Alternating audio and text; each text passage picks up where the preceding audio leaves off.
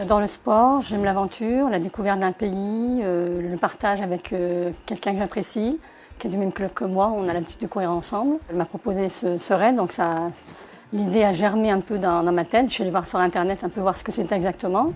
Et ça m'a donné envie de vivre cette aventure. C'est un raid sportif à la base.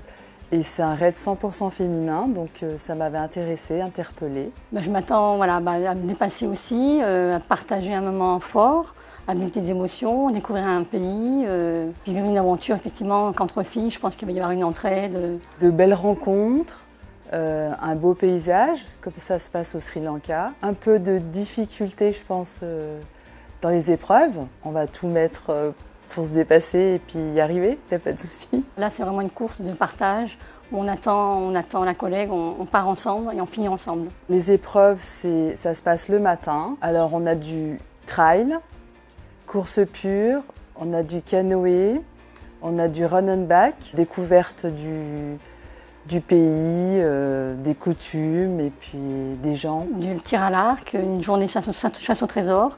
Et on refinit également le dernier jour par un autre trail. Donc c'est toutes des distances, les trails c'est 11-12 km environ, avec un petit peu de dénivelé, donc c'est des distances à laquelle on est déjà habitué. Après ce qui va être dur, c'est effectivement l'enchaînement de toutes les courses, le décalage horaire, la chaleur, un autre climat. On s'est préparé en canoë-kayak parce que ça c'est une chose qu'on ne connaissait pas. VTT, on en fait régulièrement aussi dans le coin avec les associations du coin. Donc on a eu l'occasion de se préparer au tir à l'arc. Mentalement, je n'ai pas la sensation d'avoir besoin d'une préparation spécifique, parce que c'est tellement une belle aventure qu'on a envie de vivre. J'ai eu des soucis de santé en 2022, donc ça ralentit mon entraînement. J'ai dû arrêter pendant 2 mois tout sport. Mais là, depuis 1 mois, je sens que j'ai repris la forme, donc ça va. On court pour Jojo et ses copains. C'est un projet qu'on a depuis, que j'ai engagé depuis 3 ans et demi, 4 ans bientôt, qui a été reporté dû au Covid. Désistement des 2 coéquipières à la base.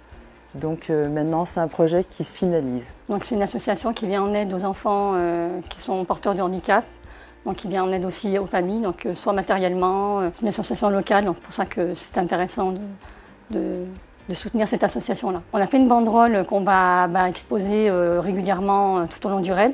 Donc là où on a mis les sponsors et également on a mis aussi l'association également dessous.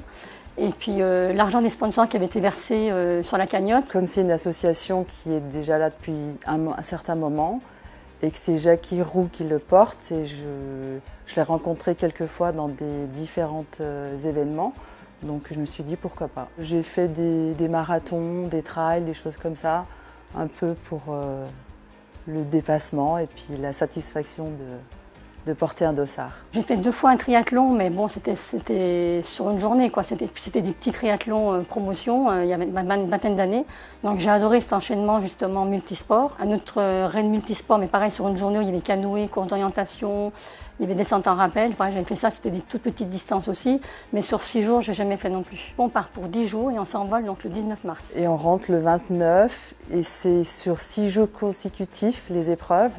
Et le temps d'arriver et de débriefer, de se reposer une journée, on repart. Je vais dire merci à nos partenaires qui nous ont soutenus et financés dans cette aventure. Merci à eux. Physiquement, il me semble qu'on est prête. J'ai confiance.